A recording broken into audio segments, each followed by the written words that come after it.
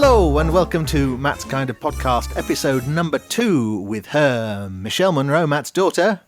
And him, Richard Moore, estate archivist, sound engineer, my very, very good friend. Thank you very much. And what are we going to talk about this week, Michelle?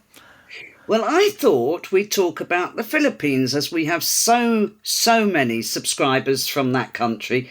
And it's funny because actually in 1964, after Dad had just had this big hit with Walk Away, in the Philippines, he was actually number 1 in the hit parade with not only Walk Away, but also I Dream of You. Oh, yes. Yeah, I'll Dream of You. That's an interesting song because that one actually is credited to a certain Mr. Terry Parsons. And for those of you who aren't aware, Terry Parsons was, of course, Matt's original name. So it looks, by all accounts, that Matt had actually had a hand in writing that song, but he hadn't, had he? No, not at all. I think he was credited with writing 2 songs, none of which he actually wrote. No, quite. He wrote that, well, supposedly wrote it with a guy called Mark Dan, who I was never able to find out anything about for years until we started to make the audio series, The Boy from Shoreditch, which is available on YouTube if anyone wants to go and have a listen to it. And I did a bit of research whilst doing that and came across a reference to a man called Fred Jackson. Now, Michelle, who was Fred Jackson? Fred Jackson was Mummy's boss at Mills Music. And of course, Mummy was England's first lady music plugger. So that was a big deal in the business. But yeah, it was her boss. Yeah, and he must have been using a pseudonym because obviously he was high up in the publishing business. And I think if it were to be found that here was a man publishing his own music, it wouldn't have gone down very well with a lot of other people. Quiet.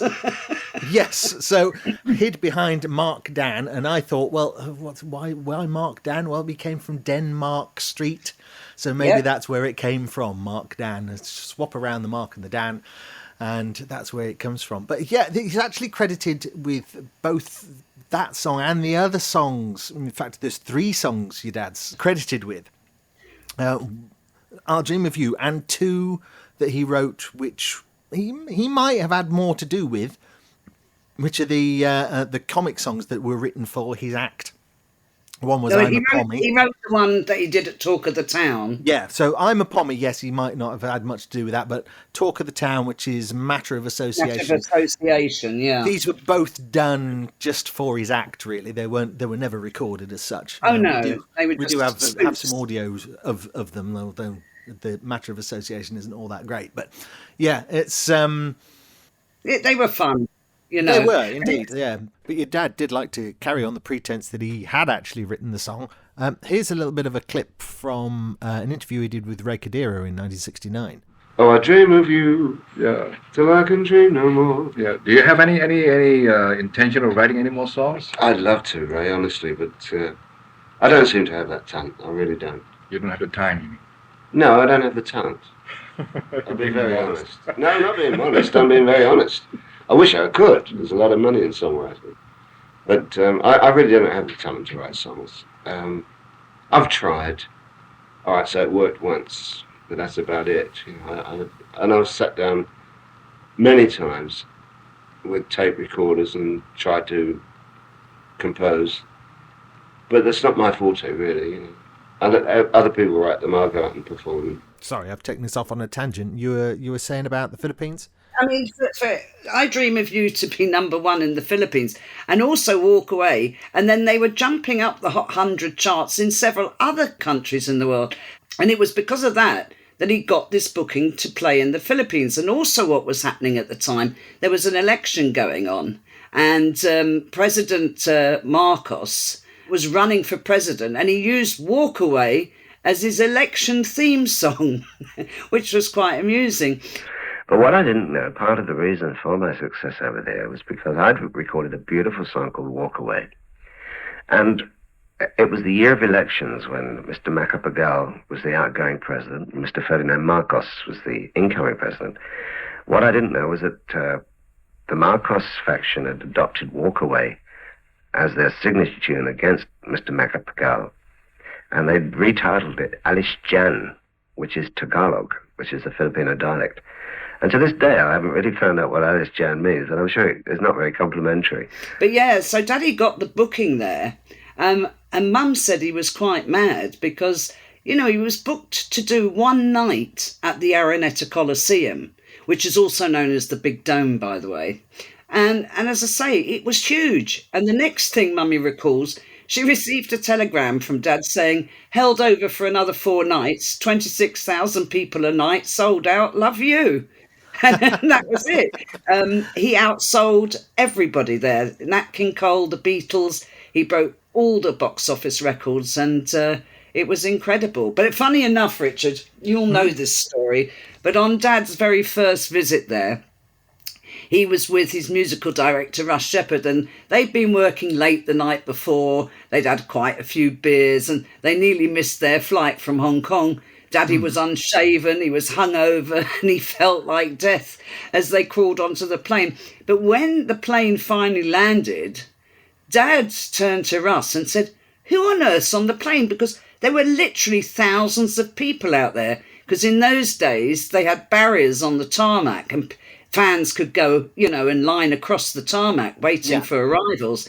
And he didn't realise that the thousands of people that were gathered on the airfield were there for him.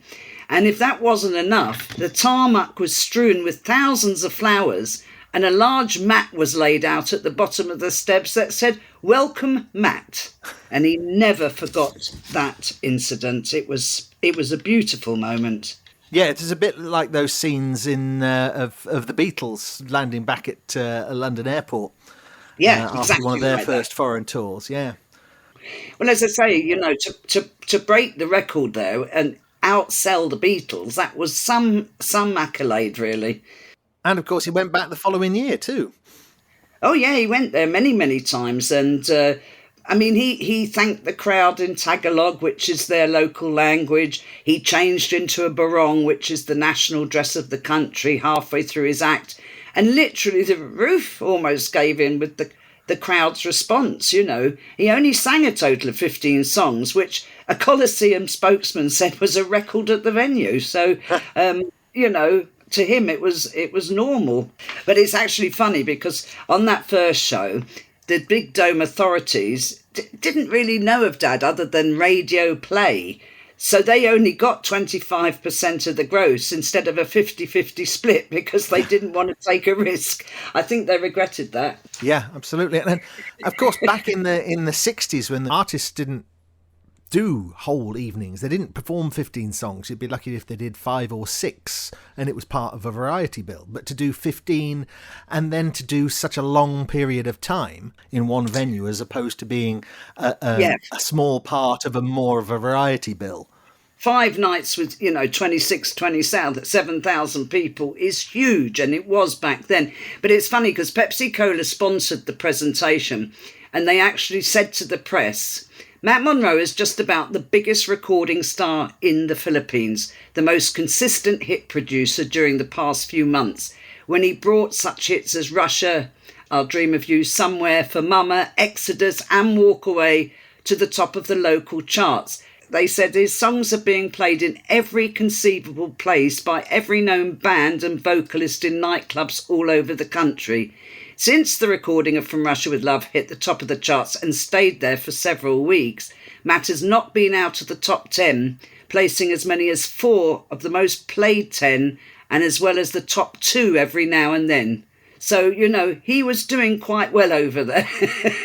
Yeah, I mean, I come up with the comparisons to the Beatles.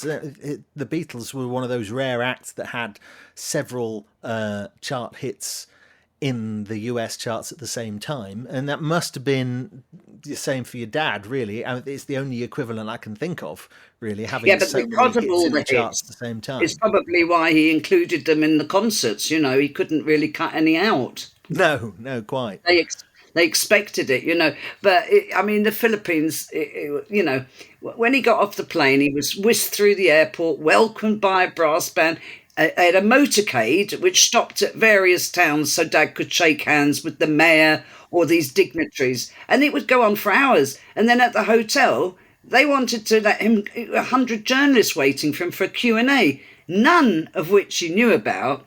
And he was then told he had to go to be entertained for dinner by the president of the Philippines. So after that first trip, he had it written in his future contracts that he was to have the first day off to get over jet lag. And although the promoters agreed, they always reneged on it. And he didn't have a choice. Once he was in that motorcade, they had him. Quite, that's promoters for you, isn't it? Yeah.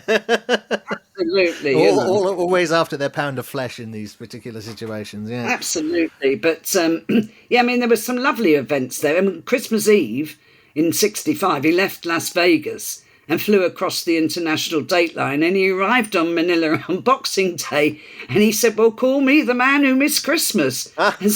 He didn't even have time for a kiss under the mistletoe with Mum. He said, it was the strangest sensation losing a whole day in your life. And as a family man, the most important day of the year has gone forever. But Mummy did arrange a surprise Christmas for him when he came home in the middle of January, complete with tree, turkey and presents with friends. So it kind of helped a little bit. Yeah, well, I suppose you wouldn't have got that if he'd got to the Philippines on Christmas Day, would he? No. No, but you know how Daddy loved Christmas. To him, Yes. It was the most important time of the year to be with family, you know. Absolutely. But no, the Philippines were just an incredible people. Softly spoken, kind, generous. But when he sang a ballad, they'd be standing on their feet, stomping them, clapping, roaring. If he sang an up-tempo song, they sat down and applauded very politely. They weren't really interested. They only wanted ballads. It was very strange, you know. Well, the Philippines knocked me out because of the reception we got there. I played 5 nights, 1 show a night, and played to 27,000 people per show. My goodness. I played to 130,000 people. You haven't been there for a while, have you? I haven't been there now for about 2 years now. That is, to perform. I stopped at the airport. Oh, this is funny. I must tell you a story. Coming home from Australia, we stopped in Manila, and I went into the bar. It was late evening. I stood at the bar having a drink with fellow passengers, and suddenly this little Filipino woman came up behind the bar and said, you met Monroe? I said, yes. She said, can I have your autograph? I said, yes. She gave me this piece of paper. I went to sign it, and it was full of print. Yeah. And I thought, what's this? And across the top, it's got the music played, and it's the whole lyric to my last #1 record in the Philippines. Yeah. I said, why do you carry the lyrics, the words on this piece? And they carry them in their pockets. They walk along the streets and they take them out and start, an angry silent sway where love had been. And it's beautiful, Cheaper than a tranny. Yeah. And he's still got such a big fan base out in the Philippines. It always amazes me because certainly a large chunk of the worldwide viewers of the Matt Monro YouTube channel are from the Philippines. Yeah, I mean, he had tremendous support and rapport with his audience. And you see, they loved the fact, one, he was British, and to them he had this sort of wonderful, charming style. But he got down from the stage and he mixed with them and shook their hands and sang songs to them. And they all felt he was only singing to them. And a lot of people have said that over the years, You know the new album we released, Stranger in Paradise? Yeah. Which was the New York session. And that album was only recorded with 5 musicians, I think. And people say it's almost as if he's only singing to them. Yeah, it's a very intimate sound. It was one of those things, when I was mixing it, it was almost like he was stood looking over my shoulder. It was quite spooky on occasions doing that. Yeah, and they loved him for it, because, as you say, it created an intimacy, but I don't know. I mean, it was one of his favourite countries, and Hong Kong, of course, because he went in the army there. But in fact, he had a little bit of resentment when immigration in, I think it was 1966, they refused Dad an exit visa for 2 days running because the sheriff went to his room and served him a writ, which was issued by Orbit Records, which was a Hong Kong record company then, alleging a breach of contract. So, they wouldn't let him leave the country. So he wasn't happy with that. I got arrested over there. Arrested? You not Well, no, I'm not kidding. I had my passport taken away and everything. For what? Well, it concerns someone that used to live here in Hong Kong, so I don't want to say too much about it. But they took an action against me. Oh, I heard about that. Yeah. That's right. It was financial action. Well, breach of contract, actually, And then they tried to. It was a civil action. They said they couldn't hold me, and then they took out a thing with perjury, and that became a police action, and they wouldn't let me leave, and one thing. But it all turned out very well in the end. Well, this time it's more pleasant. Isn't it? More pleasant this time. Oh, well, it was pleasant last time. It just meant that I had to stay an extra week in the Philippines, which I didn't mind, but my contract had expired and I was paying for myself. Yeah, I mean, late 69, he flew to Manila and the plane developed a fault. So the music got left behind and the airline admitted they'd lost it. Well, he was booked for 10 shows over 7 days, but he didn't know he was performing that night. There was no time to rehearse the orchestra, and on top of it all, the First Lady was attending, so it was a bit tense. It's those promoters again. I know. Forcing him into stuff as soon as he lands. I don't know. Mind you, he flew so many times, like people take the bus in England. He was on a plane, and it was bound to have hiccups here and there. What happened? Everything. It was chaos from beginning to end, as today has been, in fact, because we lost all our music. I think we've now found it, but we've got no time to rehearse the orchestra, so I don't know what it's going to sound like tonight. We'll talk about the chaos is because Matt arrived and there was a concert for tonight and he didn't know about it, and all his music was left behind in Hong Kong. That's right, because there was a fault on the plane. And to top it all, the First Lady, Mrs. Marcos, will be present, and you have your hands full. So, he was. When was the last time he went to the Philippines? He continued to go right to the. Yeah, 1980s. 1983. Yeah, he flew in to do a charity performance at the Manila Hilton, and Imelda Marcos, of course, attended. I say, just before the show was about to start, these 5 bodyguards shoved their way through to the front row with Imelda Marcos in tow.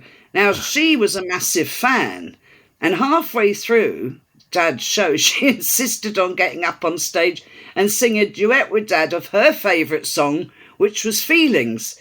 Well, one, she couldn't sing, the orchestra didn't have the music, and Dad didn't know the song. Well, they muddled through. Dad was absolutely mortified that it was a Valentine's show. And on behalf of the Philippine Institute of Awards, she conferred a top award of honour to Dad in recognition of the awardee's dedicated efforts in his chosen field of human endeavour or profession, having reached a level of merit and excellence. It is hereby honoured with this citation and award, the most sincere, sweet and cool, appreciative and lovable balladeer who ever sang here in Manila, which I thought was beautiful. Oh, absolutely. It's fabulous. Yes. And it's finished by saying, among the 3 top balladeers of the Western world, you are the most beloved here by the Filipinos. And he always felt that, he felt the love and the warmth, and that's why he was happy to always go back. Yeah, yeah. And he went back a few months later, where he reunited with, she was billed as Asia's Queen of Song, Palita Corrales, and she was his guest sort of thing. And that was dubbed, by popular acclaim. And it was a duet by the 2 renowned performers. And that was basically his last appearance there, although he recorded there the following month, as you know. Yes, absolutely. Yes, Be My Lady and Memory, which is a bit of an odd story in itself, because it was recorded as a single. It was recorded at a place called Ad Studios, which is in Manila, and it was supposed to be for the local EMI affiliate, which was Dina. Is that right? Is it Dina? Dina Records, yeah. Yeah, and he made this as being released as a single, but for some reason the record company hung back for a while.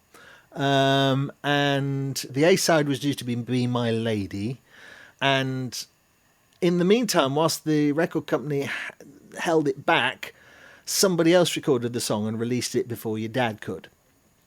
Yeah, but do you remember they released an album as well without consulting him about the artwork, and it was the most awful, awful drawing Oh, of it's Dad. appalling. Oh, Yeah, oh, that's basically they released that album because they were too late to put out the single.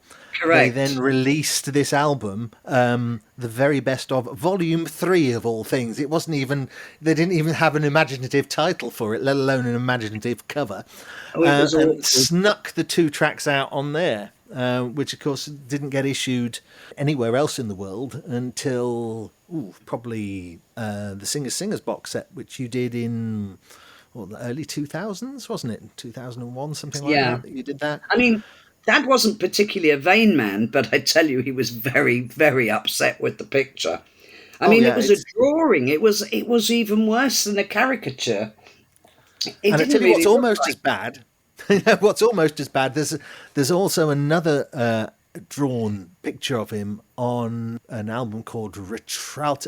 I don't speak Spanish at all, obviously, but Retralto de Matt Monroe, something like that. Anyway, it's called. It's one of his 1980s Spanish recordings. That also has a fairly awful drawn. I don't know what it was about artists not being able to get your dad's likeness, but whatever it was, they weren't very good at it, and that wasn't a great cover either.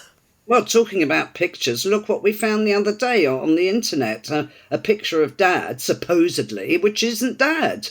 No. Well, I suppose the face is him, but very little else is. I don't even know if all the face is his, but I knew straight away it wasn't his body. And his hands, he had the wrong ID bracelet on. Yeah, it was strange. And he's got little podgy sausage fingers as well, which he didn't have. You know, it's a peculiar picture. It must be an AI creation, which, funnily enough, brings me to a letter. So I've got an email. It's from Graham Fabron, and he says, "Hi, Michele and Richard. Really enjoyed the first Matt Monroe podcast, and I'm looking forward to many more. It was a nice mix of all things Matt. I was wondering, what is your take on AI covers, particularly those on Matt? There are even some reversals where well-known vocalists cover Matt tracks, some successfully, some not so. Do you think it has a future, and is it something that's going to become popular? Look forward to your comments and thoughts." Well, I sent you some of these, didn't I? I sent you one where... Sinatra. Yeah, it was one of your dad's vocals had been turned into Frank Sinatra. I didn't understand it. No, it's strange. So basically what they've done, they've taken your dad's voice and they've put it through AI, and it's changed the sound of the voice from your dad to Frank Sinatra, which I thought was because they can, I suppose, is the answer to that. It's one of those things where, I mean, it's sort of not very successful because the phrasing isn't right, you know. If they would have got Daddy singing, say, Sinatra, a song that he's never recorded. That would have been but more see, once interesting. again, I'm not sure. Yeah, interesting, certainly, but I'm not sure it would work again, simply because the phrasing that Frank used and the phrasing that your dad used They're totally were so different. different to each other. So it was never going to work. I'll take romance while my arms are strong and eager for you. I'll give my arms their cue. I'll take romance. And even there's one AI cover I sent you as well, which was somebody who turned their voice into your dad. And that didn't really work for me because they had a particular way of pronouncing particular words, which your dad certainly would never have pronounced in that particular way. It's just strange. There were mounds on a hill, but I never had them ringing. No, I never had them at all, till there was you. It's all very clever, but nobody's going to have the sense of feeling, the sense of timing, the sense of phrasing that your dad had in the first place for you to be able to get a voice to replicate what he did. I mean, it's a nice idea, but, you know, I'd much rather listen to your dad be your dad than somebody else pretend to be your dad. All through his life, people went, oh, you know, Britain's Sinatra, da da da da da. the fact is, they didn't even sing in the same key. You know, they didn't actually sound anything alike. I think it was more the phrasing or the mannerisms more than that, you know, and they were two excellent crooners. But Daddy never got it, and I don't get it either. And I certainly don't get the AI business. I mean, years and years and years ago, we were approached by, I think it was ITV, who wanted to do a show using a... what do you call that thing where they superimpose an image on stage? What is it called? Oh, hologram sort of thing. Yes, They wanted to use a hologram of Dad. And they did, I think, 5 episodes using other people. We didn't do it. And funny enough, it must be 15 years on. Of course, they've done what they've done with the ABBA show now, where it's holograms of them, not them on stage. So but at least they've had a hand in it. They've actually recorded all their own vocals for it, and they've been involved. When it's somebody like your dad, who's not around anymore to do that, no, you know, the only way you can do it is either use an AI recreation of his voice, which I would always guard against, or use the recordings. At which point, then why are we bothering? You know, because we've got the recordings again anyway. Exactly. And, you know, as I say, we didn't do the hologram. And I think there were either 5 or 6 episodes with various singers that had passed away. And it didn't do anything for me particularly. And I thought, well, I'm glad we didn't do it. But it wasn't that I was like, oh, no, we're not doing it. It was because really we didn't have enough footage of Daddy to be able to do it.